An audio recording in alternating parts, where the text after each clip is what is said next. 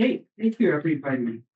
This is our second meeting of 2026, and this is the time where we traditionally try to take a look back at the previous year and celebrate some of our successes and reflect on some of the work that we've done over the past year. The theme of our year in review this year is lasting ripples of impact. And it's really reflecting on the idea that we're, of course, a small agency. We do small things that hopefully have a big impact on the larger community, creating larger waste from the small ripples of work that we do. In alignment with that theme, we're going to talk about a few projects. We only have 10 minutes, so we can't talk about everything that we've done for a full year. But we're hoping by talking about 4 stories, we can show the true impact we've had across the community. And when you think about us doing that kind of work across dozens of different programs, hopefully we'll get a sense of the scale of what we're going to do. The 4 stories we want to talk about today are going to be our response to the measles outbreak that is occurring across North America, and particularly the time when it hit us this past summer. We're going to talk about the work we're doing with partners to provide safe and affordable housing for everybody in our community. We're going to talk about the work we're doing internally in our agency to confront some of our hidden biases and unlearn and undo the harm that we've done to marginalized communities in the past and make sure we do better going forward. And we're going to talk about the consistent ongoing work that we've done around vaccinations and the success that's had in terms of the vaccine coverage that we've been able to achieve. To help me present, I'm going to have Kathy Dokies, our Director of Indigenous Public Health, Stacey Guilbeault, our Director of Health Promotion and Vaccine Preventable Disease, come up as well. But first, we'll have Stacey LaForest, our Director of Health Promotion, who's going to talk about our first 2 stories on the measles outbreak as well as safety. And don't miss these.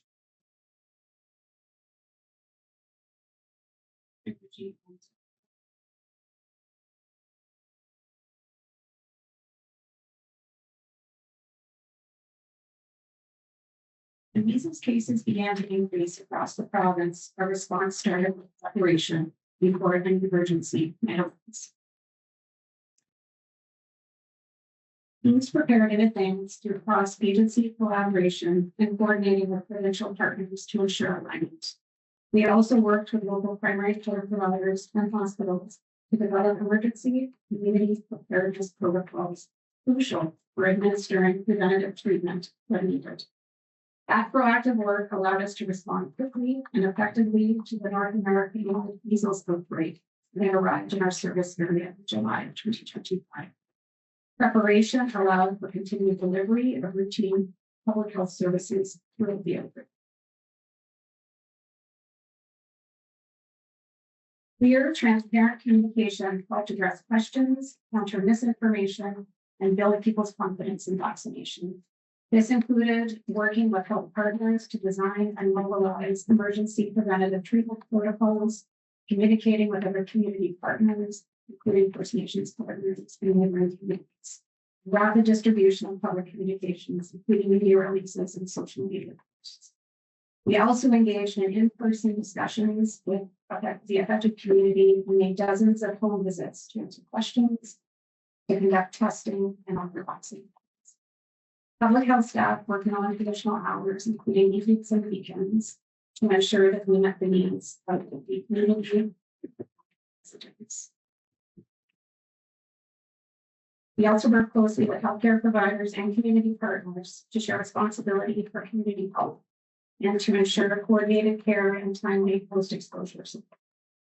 Streamlining tools and processes, such as adopting a self-assessment tool, ensure that we were giving residents clear information about measles, vaccination, and next steps to take if they thought that they had measles, including personalized engagement or strengthened public health role as a trusted, steady presence during uncertainty. Together, these actions developed and strengthened existing relationships, tools and processes, and further promoted a culture of readiness. Each lesson learned has prepared us even better for what comes next, ensuring communities remain informed, protected, and resilient in the face of future public health challenges. And the second story I will share is how we work to support safety. The most complex public health challenges don't have quick fixes. The lack of safe and affordable housing is one of them, and responding well to such an issue starts with trusted relationships. In 2025, Public Health continued to work alongside community partners to support residents who are unhoused. Our role is to bring a public health lens guided by health equity, ensuring that people's health, safety, and dignity remain at the center of every decision.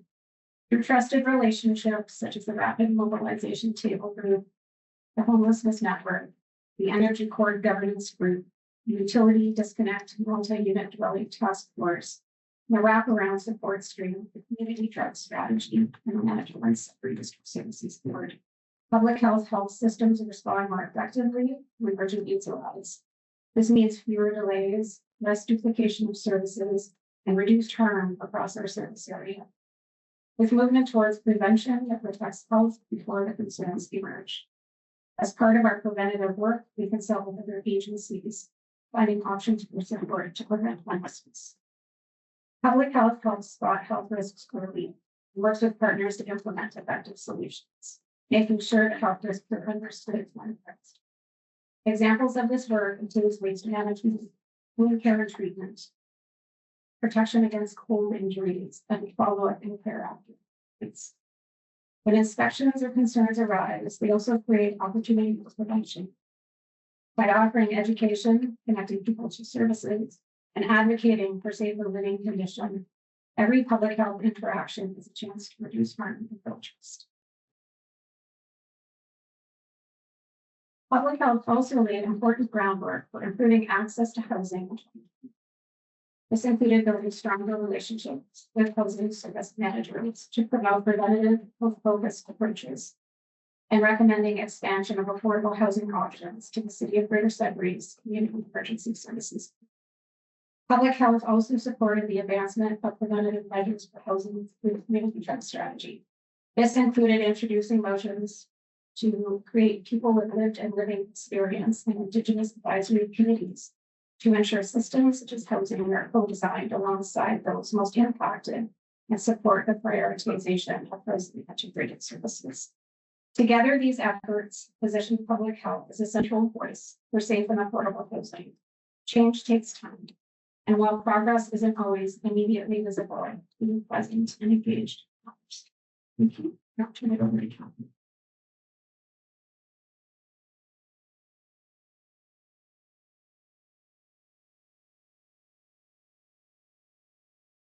Good afternoon. As already discussed, throughout 2025, our agency leaned into working upstream on the social determinants of health. One powerful example of this encourages us all to look inward and to examine systems of oppression to better serve outward. As social determinants of health, colonization, racism, and hidden biases against minority races affect every person in our society. Some groups benefit, while other groups are disadvantaged. Indigenous and racialized individuals, families, and communities are negatively affected disproportionately by these frameworks of oppression. According to Indigenous Services Canada, Indigenous people face significantly worse health outcomes than non-Indigenous populations. Public health has a responsibility to recognize and address systemic harms rooted in colonial systems, which continue to shape policies and everyday practices. We recognize that most racism isn't overt, it is hidden, often embedded in the systems and structures from within which we work, and as such, we do not always see it. The Unlearning Project creates an authentic space for ongoing learning with dedicated time to learn, unlearn, and reflect. It provides participants with an opportunity to confront systemic issues, examine deeply held assumptions, and deconstruct their perspectives. Through this process, participants learn to sit with discomfort as a necessary part of meaningful growth.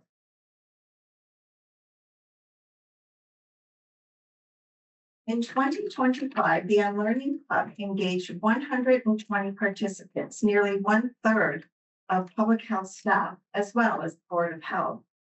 Together, we are working to unlearn societal norms and how to dismantle systems that disadvantage people and perpetuate inequity.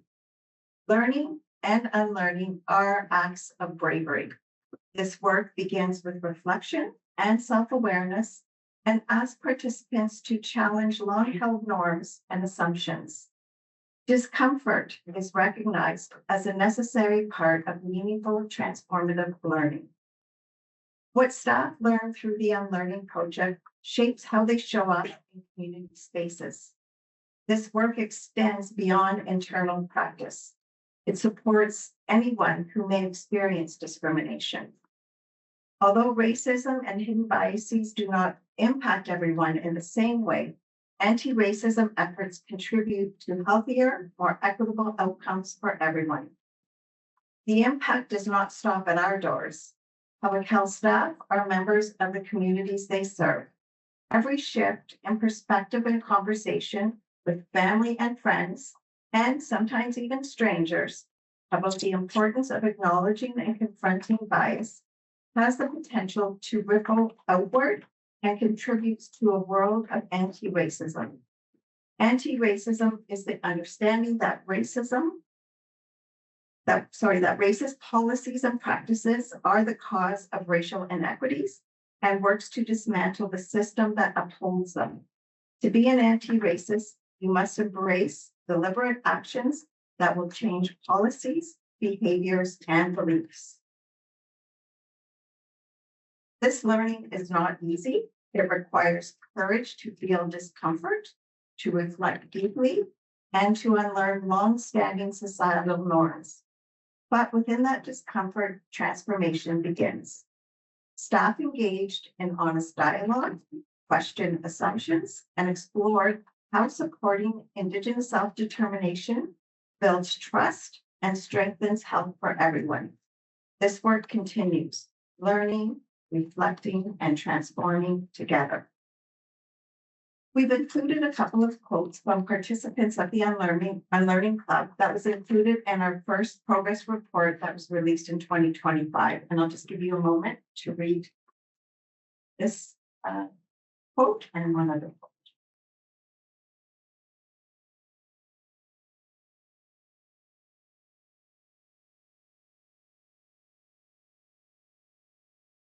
Actually, turn it over to Stacey for the final story.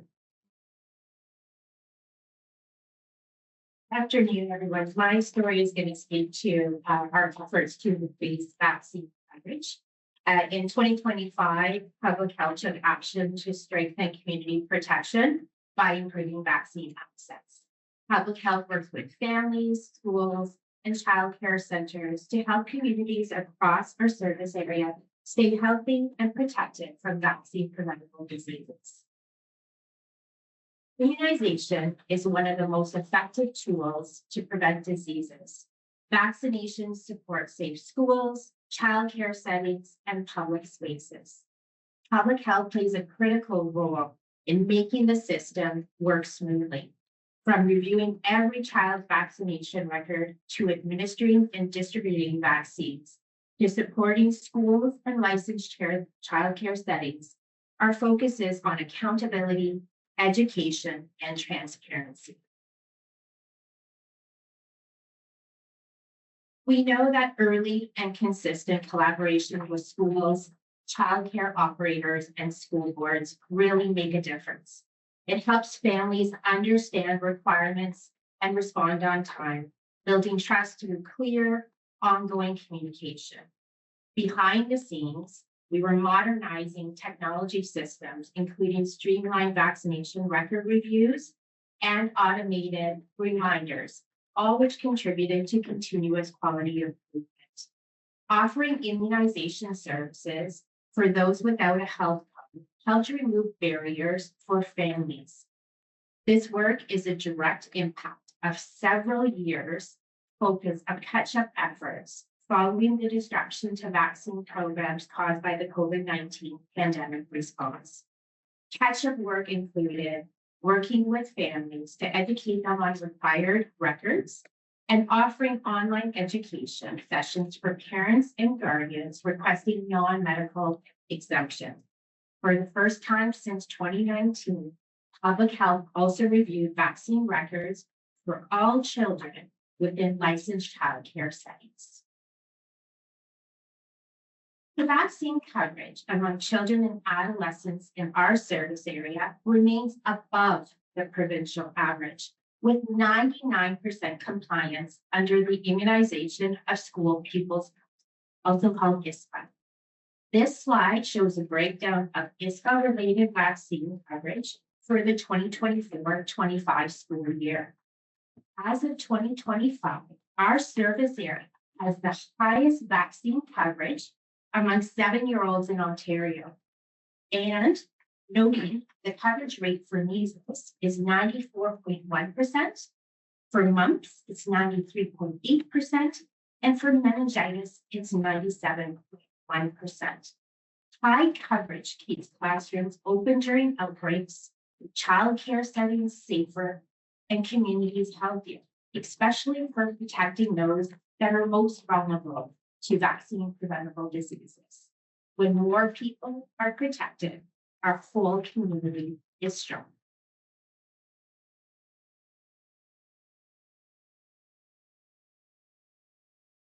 Thank you to Stacy, Kathy, and Stacy for highlighting some of those stories. As a few concluding comments, I just want to highlight, I think, 3 themes that really stand out to me here. Sticking to the idea of small actions making bigger impacts, the steady, consistent work that we do in public health really leads to the big outcomes that we see down the road. We just saw that with vaccination, where over several years, we are engaging with individual parents, individual families to help them find ways to get vaccines. We're working with schools and principals to make sure we help kids get vaccinated. And then we see the result there of the high coverage that we get to. Similarly, around measles, when we had the outbreak, the steady work that we're doing beforehand to prepare, the work we did during the outbreak, visiting people's homes in some cases to help them get tested, to get vaccinated, those small steps led to the big impact of having that outbreak really stopped in its tracks very quickly. The second theme I want to highlight is trust and collaboration. So much of what we do are issues that we do not have full control of. We talk a little bit about housing, and we, of course, do not control housing as a small agency here. This is something where we need to work with our partners to do. And the work we do in terms of building trust and collaboration, it really gives us the ability to be able to influence that work with our partners. We did that with housing. We did that, again, around the measles outbreak, where we engaged with many, many partners beforehand. So we had the system available once we needed it when the outbreak hit. And finally, our vision is healthier communities for all. And the all part is really key because we know there are communities and people who have been marginalized, who have not benefited from all the benefits of our society. And in many cases, they've not benefited and not had a voice to highlight that they need help and they need different kinds of support from us. And so a key goal for us is to platform those unheard voices so we can hear from them and so we can properly support them. And that's why we have people with lived and living experience in the work we do around housing. It's why we're engaging in the Young Learning Club, so we can identify the ways that we are blocking out those voices and making sure that we elevate them and platform them going forward. With that, Mr. Chair, I'm happy to end the presentation and take questions. I'll just quickly highlight that today we are going to be publishing this end-of-year report on our website for the public to see. This presentation is recorded in the coming days. It will also be available for the public. And over the next few weeks, we're going to have a social media campaign where we're sharing these stories for the public at large as well. Mr. Chair, happy to do this. Thank you, Dr. Hergy, and thank you to the presenters. Did a great job. Is there any questions from board members for either Dr. Hergy or any of his team? And Natalie? Thank you, through you, Chair. I'm just wondering, what would be some of the factors that's allowing our area in Sudbury to be one of the highest or the highest in the province for the 7-year-olds? Like, what is there more staff involvement, engagement with the schools and parenting programs? Like, what are some of those factors that are making us number one? So I'd say the number one factor that comes to this is that coming out of the emergency phase of the pandemic, we were very quick to recommence our work around vaccinations. I know some of our peers around the province were a little bit slower to re-engage in that work. We really started that work in the fall of 2022.